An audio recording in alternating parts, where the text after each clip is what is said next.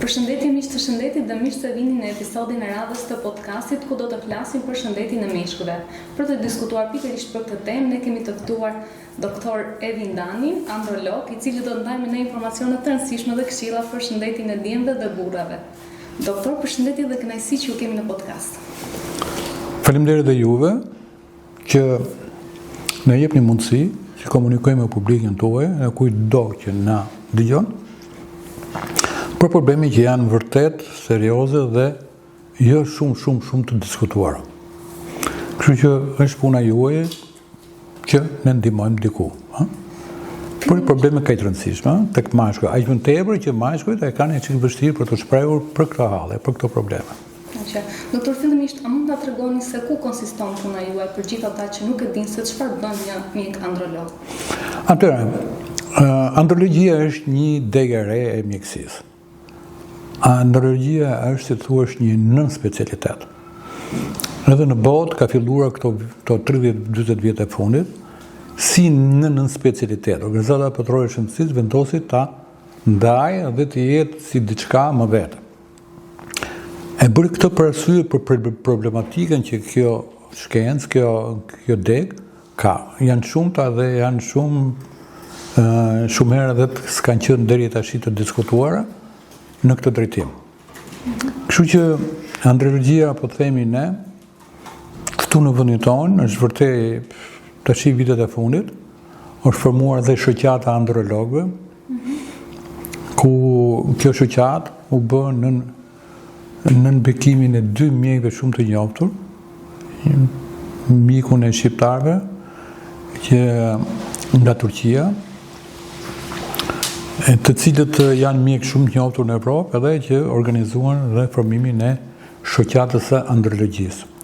Unë jam prej shumë vitesh i pari që ka formuar termin andrologjia apo që filloi të studiojë andrologjinë është një miku im, shoku im, profesori im, ai që quhet Vladimir Luçi, që tashmë nuk jeton më, që në vitin 1970 e ca, ai formoi dhe filloi të diskutojë këto probleme, që kush janë shkaqet arsyet e një mashkulli që nuk realizon dot një fëmijë, kush janë shkaqet arsyet e një mashkulli që nuk realizon dot jetën e vet seksuale, e plot patologji të tjera që lidhen me andrologjinë. Pra unë kam pas shansin të jem student i tij, që në vitin 1980, dhe sot e kësaj dite vazhdoj si androlog në këtë punë prej kaq shumë vitesh. Në profesionin tuaj dhe vitet e gjata të punës, cilat janë disa nga problematikat më të zakonshme që ju shikoni tek meshkujt në Shqipëri kryesisht? Atëherë, problematikat se thash janë shumëta, por ka një rëndësi. Vitet e fundit ka filluar gjithmonë më shumë që të jetë meshkuj i vetëdijshëm, mashkulli, për problematikën që ai paraqet. Dhe normalisht ne kemi, domethënë, dije tash shumë njerëz, shumë meshkuj e dinë ç'është andrologjia dhe që ku duhet shkojnë për të konsultuar për problemet andrologjike. Kështu që është diçka që vitet e fundit, gjithmonë më shumë kemi këto gjëra. Unë me eksperiencën time fillimisht kishim shumë të vështirë, mashkulli ka të vështirë që të diskutojë raste të tilla dhe shpeshherë, këto vitet e fundit, për shembull, ja do më thuash ti mua, këto muajt e fundit, mua më marrin shumë femra dhe pyesin, ose më thonë, do të vizitoj burrin për problemet që ka. Pra janë gra që më marrin për këtë punë. Kjo, s'di si të them. Pse mund ndodhe kjo? Ditë më japësh ti i përgjigje për shembull? Ndoshta nga mundësia se burrat në Shqipëri e kanë ndoshta më të vështirë. Kjo është një mundësi, po unë them dhe gjë tjetër, ndoshta femra do të dominojnë me mashkullit dhe në drejtim edhe të kësaj smundjes që kanë të bëjnë me organet seksuale, me jetën seksuale, edhe si duket do ta ketë në vetë, thotë jo, do të pritet, do e di unë këtë punë, apo e kam gabimon, si thotë? Doktore, edhe pjesa që pse gjithmonë gratë, si themi, janë fajsuar që nuk arrin dot të kenë një familje, të krijojnë një fëmijë. Do thënë, ka filluar të bie kjo mendësi? Dëgjoj sigurisht femra është shumë, domethënë e prekshme në drejtim të të lindjes së një fëmije, të pasë një fëmije. Pra nëse krahasoj, nuk po them që mashkulli nuk e do, babai, gjithmonë është shumë dhe prindrit dhe babai është shumë i dëshiruar për pas fëmijë, unë e shoh këtu. Por sigurisht femra është lindur për të qenë nënë, është lindur për të lënë trashëgimtar. Dhe sigurisht është shumë herë më e prekshme, dhe shumë herë më e gatshme, shumë herë më e vendosur apo më e shqetësuar për problemin që vonesa që po ketë një fëmijë.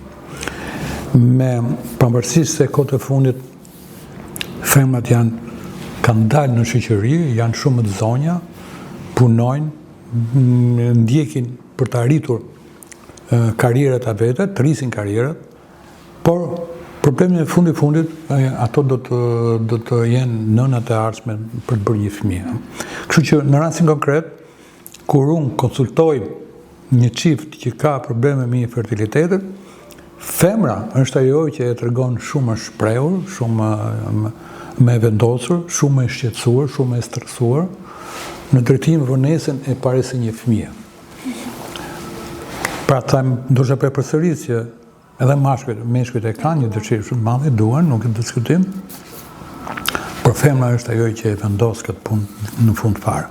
Doktor, unë fakt do të pyesja se cilat, duke u ndalur sërish tek problematikat që kanë meshkujt, cilat janë disa nga zakonat më të dëmshme që i çojnë drejt këtyre problematikave dhe kush janë faktorët që ndikojnë kryesisht? Pra nëse do të marrim një çift, që çifti do të marrë në unitë, çifti do të marrë kur vjen konsultohet ke mjeku androlog apo dhe ke ginekologu, do ishte mirë që të jenë të dy. Se duhet të jenë prezent në diskutimin që mjeku bën me mashkullin, konkretisht me ginekologun androlog. Shpeshherë shoh një gjë. Kur vjen në klinik çifti, shumë femra rinë jashtë, i thonë, pse duhet të rish jashtë? Ti duhet të rish mbrapa burrit. Ndoshta i fut edhe në një fjalë sa për kështu mos e le burrin vetëm asnjëherë, sa për të pasur një kështu. Por femra duhet të jetë prezent për të marrë vesh që kush ka ku arsye dhe probleme. Shumë herë, po nuk mendoja që mund të jetë mashkulli, nuk e dija, thotë ajo, e dija që do të diskutoni, edhe duhet të jetë mashkull me që unë e vetë mashkull. Kuptimin e në kuptimin e kësaj, pra çifti do të jetë bashkërisht, duhet të dëgjoj dhe të konsultohet me mjekun, pavarësisht se diskutimet janë për mashkullin. Dhe në rastin konkret, ne do shohim mashkullin shkaqet, arsye dhe probleme. Sigurisht, mashkulli ka të vështirë edhe të bëj vizitën tek andrologu. Kur themi vizitë tek andrologu, është i detyruar që të tregoj organet e veta të riprodhimit, pra organet seksuale, për arsye se ne meshkujt, ne doktorat, marrim shumë informacion nga vizita. Për arsye se ne do të kontrollojmë një organ shumë të rëndësishëm, pra do të kontrollojmë testet. Testet janë organi i vetmi organ që do prodhojë spermatozoidet. Dhe nëse ne do të flasim për vonesën e një shtatzanie, ke mashkull do shihet si është numri i spermatozoideve, si është lëvishmëria, si janë format e tjera, çfarë probleme ka lëngu spermatik në drejtim të riprodhimit, konkretisht ke çifti që e kam në konsult. Kështu që për rastin konkret, gjërat duhet të parë nga kjo. Unë shoh shumë doktorë të cilët marrin përsipër për trajtuar që s'ka asnjë gjë. Çdo njeri mund ta marrë që merret me këtë punë, por nuk bëjmë vizitën. Si ka mundësi të arrish ti në një konkluzion pa ditë një vizitë? Kjo vizitë është e vështirë çik për mashkullin, se ka të vështirë. Aq më tepër ndonjëherë e ka të vështirë edhe në syt e partneres gruas vet. Se që thonë di për jashtë ku do të se kuptoj që s'ka të bëj fare, gruaja është person më e afërt në rastin konkret për burrin e saj. Aq më tepër që është një gruar që ndërshon një fëmijë me burrin që ai është paraqitur në vizitë. Kështu që për rastin konkret, këtu s'ka pse të kesh domë vështirësitë, por gjëra që edhe nëse janë, ne I kalojmë, domethënë për të bërë më të afërt apo më të thjeshtë në kuptimin e bërjes vizitës. Pra normalisht desha më thënë që analiza dhe vizita e mashkullit është më së domosdoshme. Ke një mjek për të marrë informacion. Sot për shembull konkretisht, më erdhi një djalë që kishte një problem tjetër. kishe një dhimbje në testin e djathtë, kur bëra vizitë s'kishte absolutisht asnjë. Nuk ishte i martuar, nuk ishte ndërmend me bëj fëmijë. Gjatë vizitës pam shumë problematika. Konstatuam që ky jo vetëm për ankesën që kishte ky djalë, për atë dhimbje që themi ne, por kishte gjë që në vërtetuam në bërjen e analizës, testet më të vogla, konsistenca e saj ishte më e fortë. Pra unë konstatova që ai ka përveç kësaj ka edhe një problematik tjetër në të ardhmen e vet. Kur të martohet, se ishte del beqar. Pra në qoftë se ne do ta konstatojmë qoftë dhe rastësisht një gjë të tillë, ne marrim masa që ky djalë kur të vi momenti që të ketë partnerin e vet, gruan e vet për të bërë dëshirën për pasi fëmijë, ne ta parandalojmë, ta ndihmojmë që t'i arri qëllimit të vet, për qëllimit asaj të cilët ata paraqiten kur të martohet, kur ketë dëshirën për pasi një fëmijë. Kështu që në rastin konkret, analiza e vetme dhe pa të zëvendësueshme në një çift, kur flasim për markull, është analiza e lëngut spermatik. Lëngu spermatik është ai që ne do të na japë informacione. Është kjo analizë që do na thotë që ku është problematika dhe çfarë duhet bëjmë. Dhe me këtë analizë ne nuk mund ta zvendësojmë tjetër, se po bëjmë diçka tjetër, edhe ti kuptojmë këtë djalë që ky ka problemet e veta. Tani është analiza kryesore. Analiza kryesore pra është lëngu spermatik për analizën e spermës, spermogram. Në bazë të spermogramës, ne shikojmë sa është volumi i lëngut spermatik,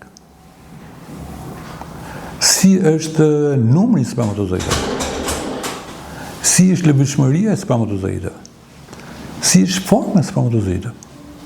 A kemi infekcion, kemi qelizat polimorfonukleare, janë ca qeliza që të cilët shtohen në momentin kur kemi një mas inflamacioni, kur kemi një inflamacion, kemi një infekcion të gjëndrave aksesore, të gjëndrave ku prodhohet lëngu spermatik.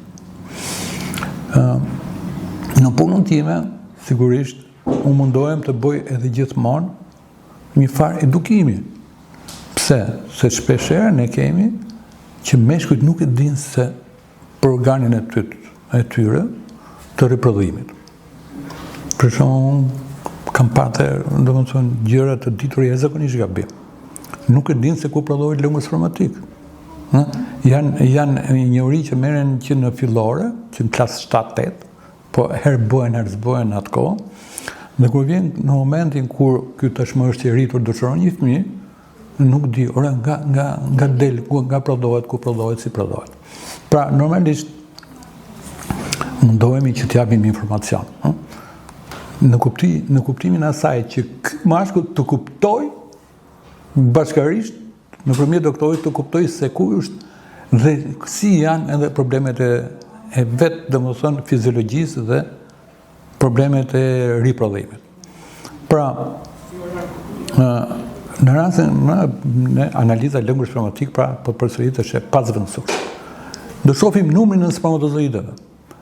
Po them analiza e lëngut spermatik për arsye se tashtësia dhe kësaj bote, në qoftë se ne do themi si është numri i spermatozoidëve, forma e spermatozoidëve, apo lëvizshmëria e spermatozoidëve, vëmë re që konceptet ndryshojnë. Sigurisht në qoftë se do të themi ne sa është numri i spermatozoidëve, nuk do ta themi nga mendja jonë. Nuk kemi në gjendje ne. Po këto kanë arritur në bazë të disa studimeve që ka bërë kryesisht Organizata Botërore e Shëndetësisë dhe po gjithë mjekët androlog nisën nga kriteret që ka vënë Organizata Botërore e Shëndetësisë për këtë problem. Dhe është një gjë interesante për të thënë që dërtësi Organizata Botërore e Shëndetësisë e ka ndryshuar 6 herë atë për të thënë kush janë kriteret, kush është një sperm normale. Pra ne do të themi këtë quajmë sperm normale. Kush është sa është numri i spermatozoidëve? Sa do të ketë një mashkull një spermatozoid? Sigurisht kjo bë bazë disa studime. Studimet kanë filluar që në vitin 1980. Para vitit 1980, meshkujt apo mjekët ishin paksa të orientuar. Ndryshe thoshin amerikanë, ndryshe thoshin francezë, ndryshe thoshin pjesa evropiane. Dhe ndryshe kishte mendime, secili kishte kriteret e veta. Në vitin 1910 u unifikua mendimi. U unifikua mendimi për këtë drejtim, për këtë punë. Ku morën në studim një numër i caktuar meshkush, të cilët kishin mbi 3 fëmijë. Pra, organizatat botërore shëndetësore investoi për të bërë studimin. Dhe u morën meshkuj që kishin mbi 3 fëmijë. Edhe ne mund të themi që një mashkull është fertil nëse ka mbi 3 fëmijë, është i afër për të bërë një fëmijë. Dhe në rastin konkret ju studiua këta meshkujt. Dhe organizata botërore shëndetësisë atëherë bëri studimin e plotë. Domethënë, jo vetëm që pa sa duhet jetë, por insistoi edhe në atë. Ka ndryshim ndërmjet racave të ndryshme, ka apo s'ka? Si e kanë evropianët, si e kanë Afrikat. Po pozita gjeografike ndryshon, si e kanë eskimezët numrin e spermatozidëve. Po Ekuadori, pra, për të bërë vendosën kritere të tilla, pra u bën studimi duke marrë meshkuj që kishin mbi 3 fëmijë, pra të quajtur të aftë, në vende të ndryshme, në laboratore të ndryshme. Dhe arriti konkluzionet e vetë. Por nëse ne do të sqarojmë dhe do të themi, do të krahasojmë kriteret e vitit 1980 me kriteret e viteve të sotshme, në vitin 1922 ishte e fundit, kriteri i fundit që u vendos që sa duhet jetë numri, në krahasim me këta ke shumë ndryshime. Po jemi detyruar t'i pranojmë për arsye se këto studime janë bazë të studimeve të thella që i bëjnë qendra shumë të rëndësishme dhe shumë të njoftura dhe i jepet e drejta për të dhënë mendimin e tyre. Kështu që pra ne do të themi numrin e spermatozidëve. Një kriter tjetër është lëbishmëria e spermatozidëve. Lëbishmëria e spermatozidëve, pra nëse ne kishim ke numrin e theshim që dikur ne thenim që numri i spermatozidëve të jetë në 1 mililitër 20 milion. Në gjithë totalin duhet të jetë mbi 40 milion. Sa ka ndryshuar numri i spermatozidëve, mund të quhet dhe 16 milion numri i spermatozidëve është normal. Mbi 16 milion. Për të thënë ndryshimet që ka atëherë dhe tashmë. Kurse për sa i përket lëvizshmërisë, edhe ajo ka ndryshuar diçka. Ne më themi që numri i spermatozidëve duhet të kenë lëvizshmëri me progresion të shpejtë dhe duhet të jenë 32% e këtyre spermatozidëve duhet me lëvizshmëri. Që ta quajmë që kjo spermë është në kritere normale. Një kriter tjetër është përveç lëvizshmërisë, pra numri i lëvizshmërisë, forma e spermatozidëve. Spermatozidët ka një formë, koka e tyre është në formë ovale me dimensione të caktuara, gjatësi dhe gjerësi, sigurisht edhe pjesa e bishtit. Pjesa e bishtit dhe pjesa intermediare. Intermediare do të thënë, mund ta themi, sigurisht fare shkon të qafës të spermatozidit, të cilat ka një shumë rëndësi për arsye se dëmtimi këtyre formës do na sjellë ulje të hapësinë fekonduese. Por ne në studimin që bën një laborator që është i specializuar për punën që bën, në bazë të studimeve të ndryshme, arrin të studiojë si është forma dhe format e ndryshme që mund ndodhen. Pra, në rastin konkret, bëhet një studim shumë i thellë. Dhe është interesante ndryshime, në vitin 1980, në kriterin atëherë thuhej spermatozidët duhet të kenë të jesh forma normale mbi 30% e tyre formës normale. Tash i ka dalë duhet të jetë mbi 4%. Kur themi mbi 4%, edhe ka ndryshuar edhe pak a shumë kriteri sa duhet të jetë spermatozidi në gjatësi gjerësi. Këto janë domethënë gjëra të vogla që i studion vetëm një mjek që merret me këtë punë pra, për të përcaktuar se ku kemi probleme dhe si e kemi.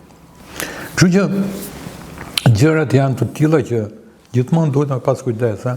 Ne kemi një problem tjetër. Analiza nuk del njësoj sa herë që duhet të marrë një mashkull një analizë. Por duhet të ruaj dhe kriterin e kohës abstinencës. Pra, nga momenti që ti e merr, kur të vit bësh analizën, do të kesh më shumë se 60 orë pa dërë lëngus spermatik.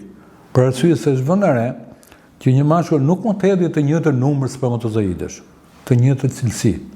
Kjo varet edhe nga koha e Kur ke derdhur herën e fundit, pra ne i shohim me shumë imësi gjërat, gjithë qëllimi është të gjejmë se ku është shkaku, arsyeja dhe si e kemi aktualisht gjendjen e këtij mashkulli që vjen e konsultohet me ne konkretisht në ditën e caktuar.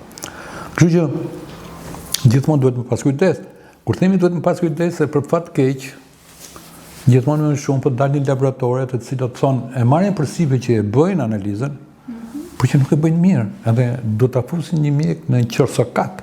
Se nëse ti do t'i besosh asaj analize, di se ajo ndoshta nuk është bërë ashtu siç duhet dhe ti ke gabuar në interpretimin tënd dhe në dhënien e një mendimi të karshit të mashkullit që ke përballë. Kështu që ti parë duhet të jetë me mjekun androlog. Pa, do ishte mirë këtu tash mos keq kuptoni, nuk është se do të vinë këtu se unë. Por duhet gjeni mjekun që merret kasila me këtë punë. Atëherë, tash çfarë mund të themi ne kur janë shkaqet? Kemi shumë shkaqe ke mashkull. Ajo që më shpesh është një patologji e njohur që quhen varikocele. Varikocela nuk është gjë tjetër, vetëm një zgjerim i enës gjakut të skrotumit, të qesës, e cila është shkak për dëmtimin e prodhimit apo cilësisë së spermatozoidëve. E themi e varikocelën se zëvendëm e parë se është shumë e shpeshtë. Nuk konstatoj gjithmonë një përqindje gati 40% të rasteve të meshkujt që s'kanë fëmijë apo që kanë probleme në analizë janë me varikocelë. Është shumë e shpeshtë, shumë përqindje e lartë. Çfarë shkakton? Kjo shkakton dëmtimin e spermatozoidëve në drejtim të numrit spermatozoidëve, siç tham, lëvizshmërisë dhe formës spermatozoidëve. Janë gjëra të cilat ne themi po nga shkaktoi kjo. Pra, shkenca jonë, shkenca e fertilitetit, ka caktuar dhe thotë, varikocela është ajo që dëmton këto gjëra. Se ne këto gjëra i bëjmë re ke njerëzit që kanë varikocelë dhe nuk i bëjmë re ke të tjerat. Në qoftë se do të korrojmë varikocelën, shoh që gjërat përmirësohen, arrihet shtatania. Pra një nga shkaqet është ajo që quhet varikocela. Si ta kuptoj?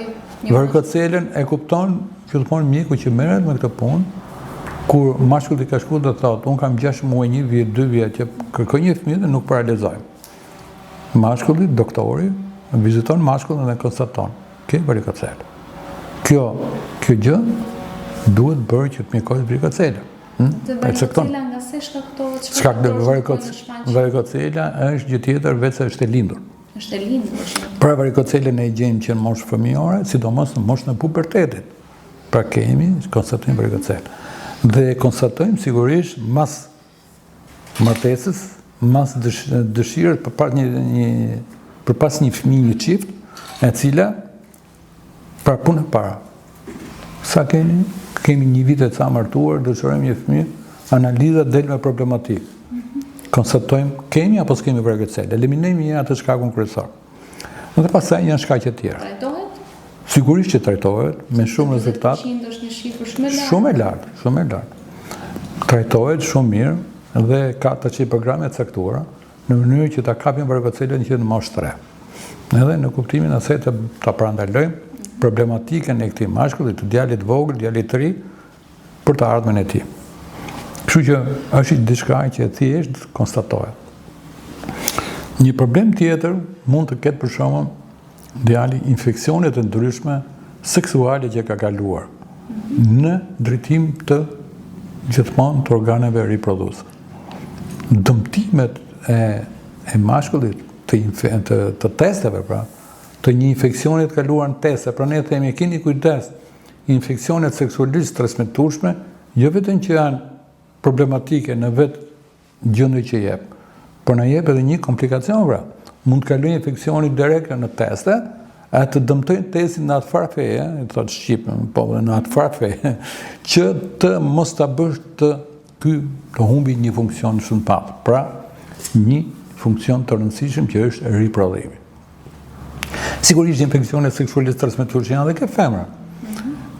Femrat kalojnë infeksione seksualisht transmetueshme shpeshherë në formën pa shenja klinike. Këtu kemi probleme gjithmonë. Që shumë femra nuk e din që kanë infekcion dhe e ruajnë atë ose nuk paraqiten ke mjeku ginekolog për të parë problemet e tyre. Kjo ka një thënie, kjo ka një domethënie se Faktikisht femra, organi riprodhues i femrës, dhe në rastin konkret infeksione ndodhin kryesisht duke dhënë uretritet. Uretritet janë pjesa e uretrës. Domethënë këto mikrobe seksualisht transmetuese kanë një veti që instalohen në uretrë, në pjesën e uretrës, në pjesën e kanalit të urinës. Mashkulli e ka të gjatë kanalin e uretrë, e ka sa gjatësia e penisit. Një femër e ka të shkurtër gjatësinë e uretrës. Dhe kur vjen puna, shumë femra nuk e di që ka një infekcion. Kur ne konstatojmë mashkullve, që ka, se ka klinikën shumë pasur. Një mashkull infektohet sot, dhe nesër pas nesër jep shenjat e veta. Shenjat e para të veta janë sekrecione të shtuara të uretrës, të cilët i bëjnë matur pjesë e ndjejnë e kanë problemin. Dhe unë them, duhet lajmërosh të partneren, që dhe ajo të shifet, të kontrollohet. Gjërat janë kështu, pa ju më kanë thënë mua që unë s'kam gjatë se jam vizitu.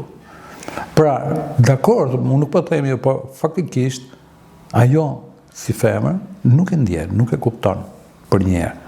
Infeksioni ke femra fillon e dallohet kur si tush kanë kalu ditë të tëra. Infeksioni ka vazhduar, ka avancuar. Pra në rastin konkret unë do të jep një sinjal që në një infeksionet seksualisht transmetuese, partneri, femra duhet parë me shumë kujdes. Me kujdes se shpeshherë nuk ndjen gjë. Për ta ndihmu gjithmonë, mos ta lësh që të avancoj.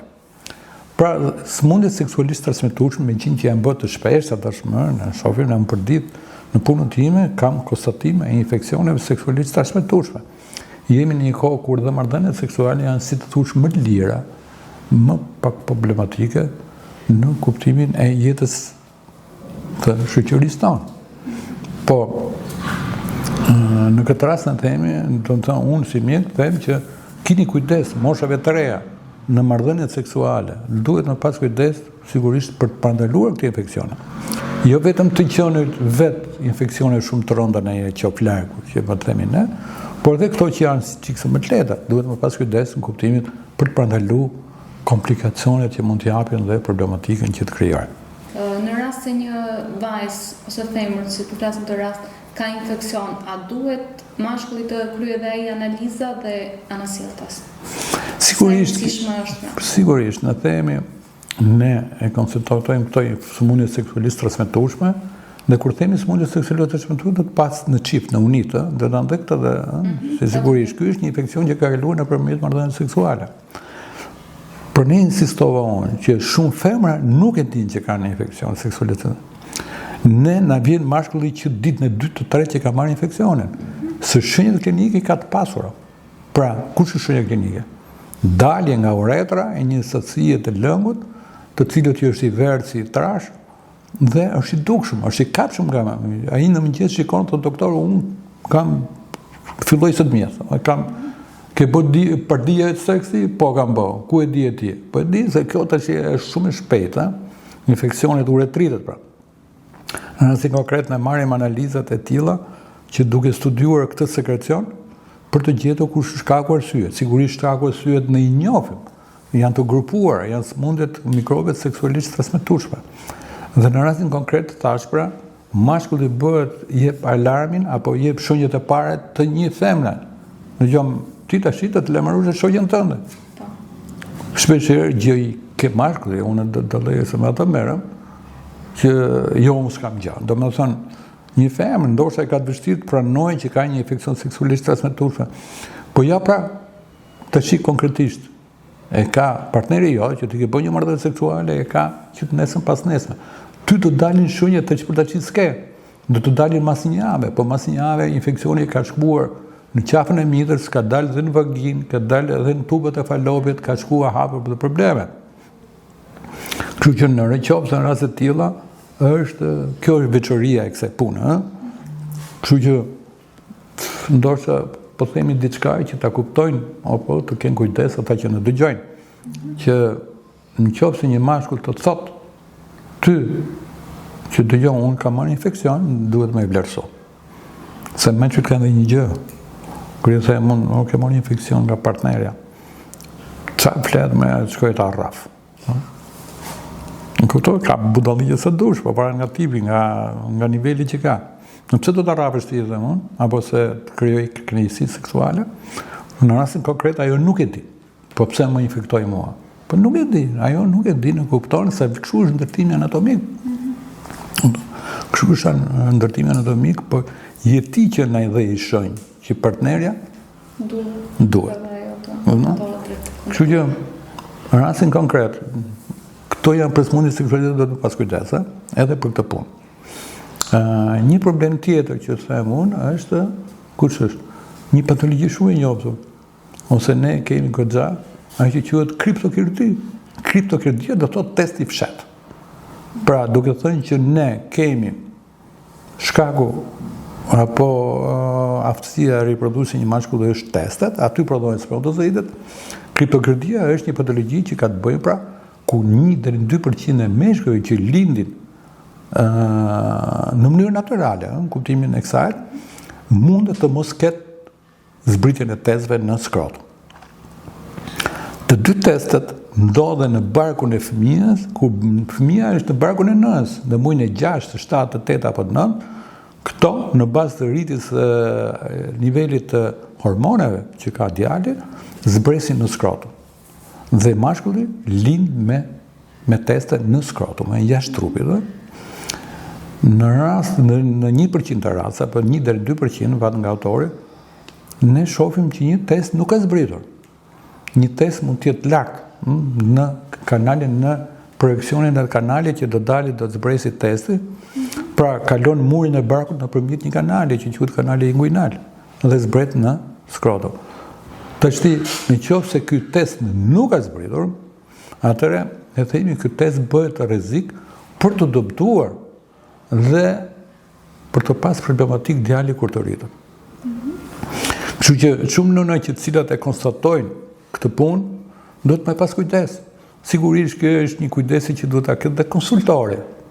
Pra konsultori i fëmijës është një organizëm, është një gjendje e cila shteti jonë ka shumë të organizuar. Pra të ndjekët fëmijën nga 0 deri në 3 vjeç. Me këta merret konsultore. Kur themi nga 0 në 3 vjeç, bën një punë shumë të madhe ato kolegët tona të konsultorit për vaksinimin e fëmijës, për miritjen e fëmijës, për edukimin e nënës së re, si të rritet, si të ushqehet një fëmijë. Por njëkohësisht këtu shpeshherë shohim ca gjëra që na shpëtojnë. Si ka mundësi që një djalë që është 10 vjeç, 12 vjeç, 15 vjeç apo 20 vjeç, tashmë martuar me fëmijën e vet, ne konstatojmë mas kaq vitesh me kriptokirurgji.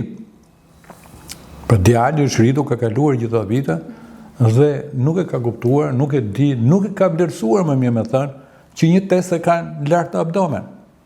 Në atë vendin ku ka ngelur rrugës.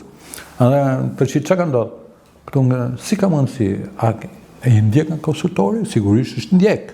Se dhe mos të duash vinë ato ke shtëpia jote për të ndjekur një fëmijë, për të vaksinuar, për të bërë etj. Dhe kur vjen puna, këtu harrohet apo mund të themi më mirë harrohet se sa normalizohet, për të kapur me dorë, ka 2 testet.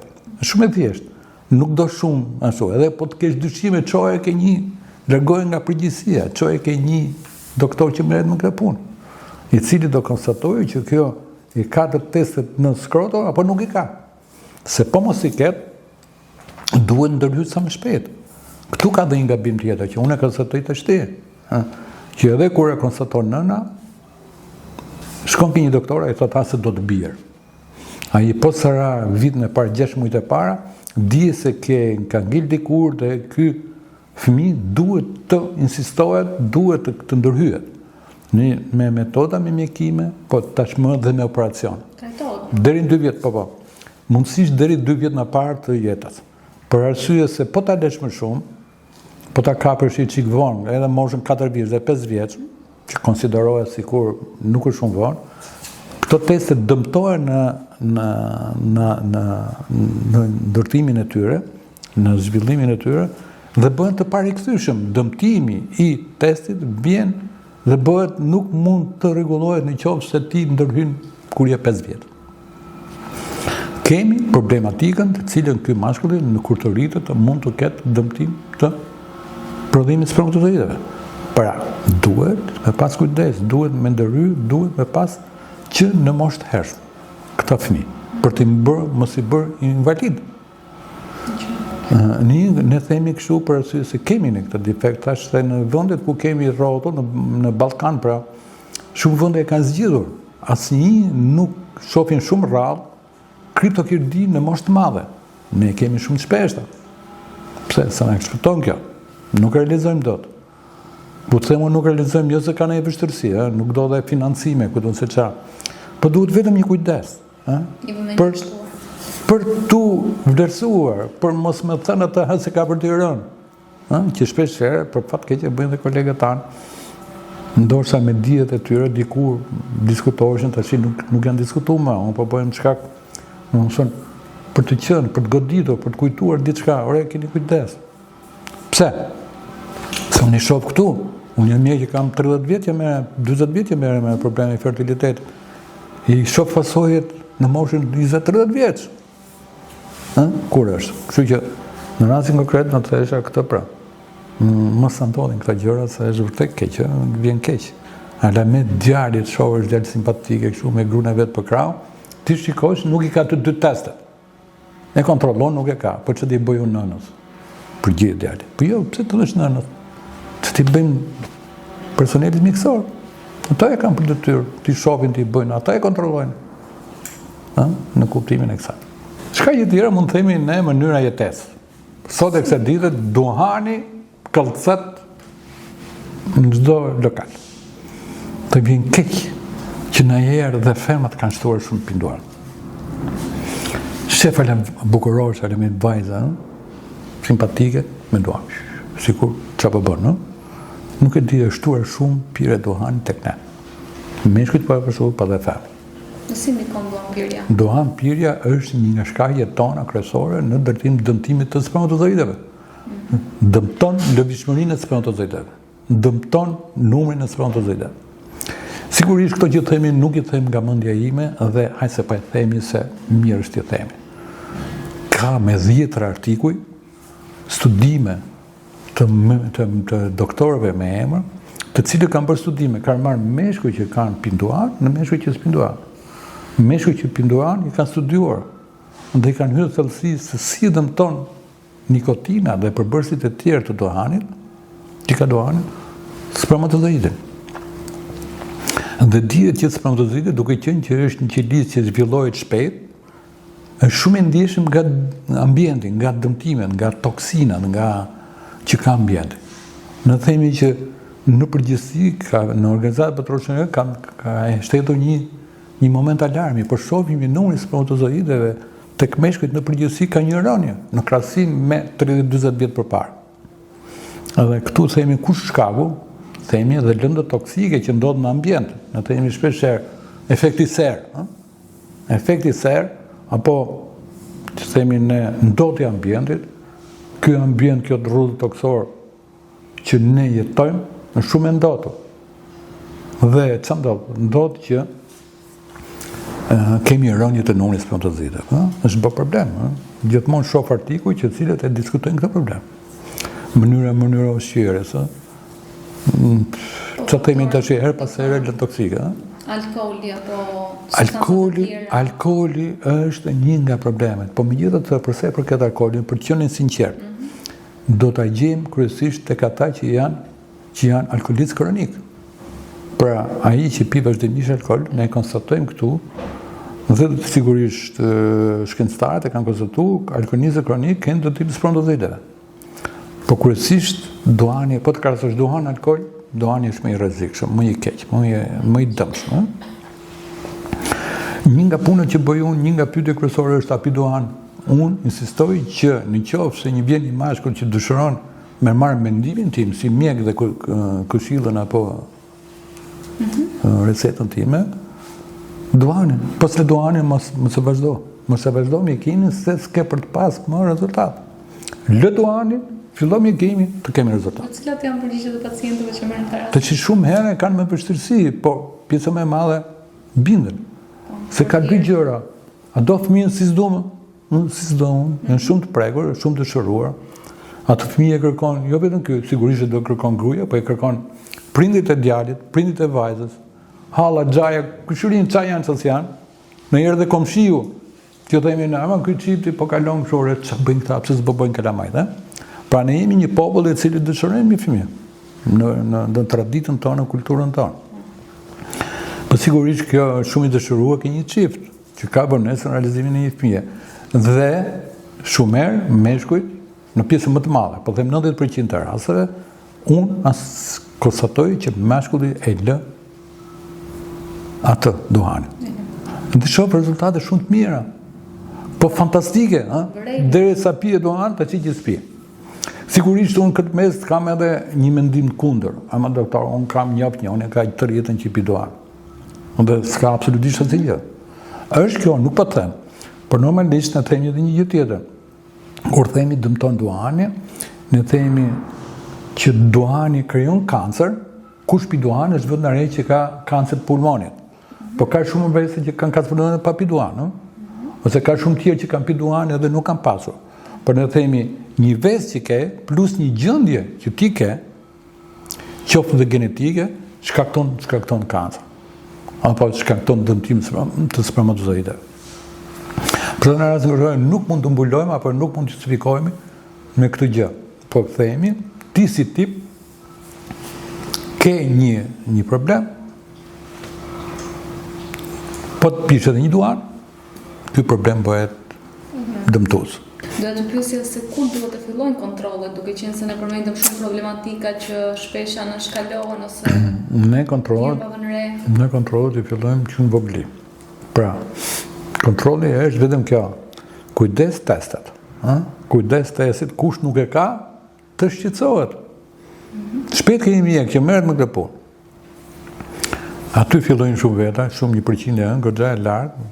Kur themi 1% goxha e lartë, nuk edhe shumë, se 2% është. Po megjithatë të vjen keq vërtet që një gjë që rregullohet, ti e ke në vlerëso. Dhe pastaj koha e pubertetit. Aty ku zhvillohet mashkulli. Nga fëmijë që do bëhet i rritur. Pikërisht edhe është kjo moshe që fillojnë zakonet, ndryshojnë zakonet, ndryshojnë vesët që marrin rënje çuni i ri, fillojnë ka shashin që në atë moshë, për 13-14-15 vjeç. Kjo është mosha më delikate që do në qenë pranë fëmijës për ta kujdes, për të bë.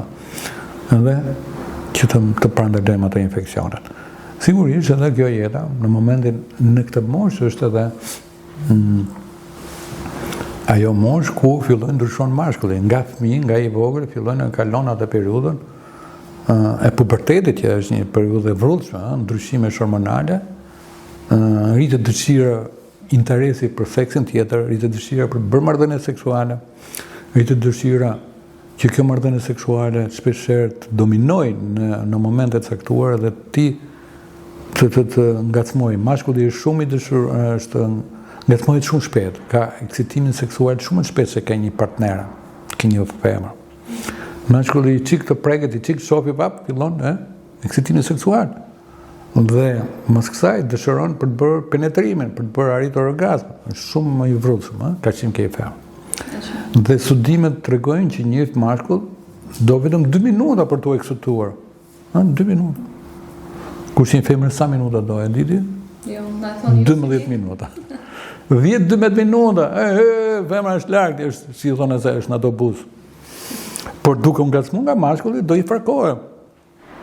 Kurse ne mashkulli duke qenë shumë i vrrullshëm, ka partnerën prapë, ka ereksion, ka hy ekscitimi, edhe o burra të penetroj. Edhe këtë ndodhin ca gjëra pastaj. Në kuptimin e kësaj, shpejtia është shumë e madhe, femra është akoma pa arritur në ekscitim seksual, akoma nuk ka lëngështimin e vaginës, nuk ka lubrifikimin e vaginës, ky tenton me forcë, edhe bëjnë laceracione, çarjet të lafshës penisin e tjera. Kupton? Pse? Nga nxitimi, nga mashkulli duhet të jetë më kujdesshëm me femrën, të pranë, të flasë, ta prekë, ta ngacmojë, të arrijë në eksitim kur shikoj që dhe ajo ka arritur, atëherë do të bëj penetrimi, jo për herë, si që kjo. Pse? Se kështu e ka natyrë, e ka bën natyra këtë gjëra, kuptimin e kësaj. Shumë faleminderit doktor, ishte kënaqësi për gjithë informacionet dhe këshillat që ndat me ndjekësit tanë sot. Faleminderit edhe juve. Faleminderit ju miq që na ndoshët, vazhdo të shihemi në episodin e radhës, deri atëherë ne do takofshim.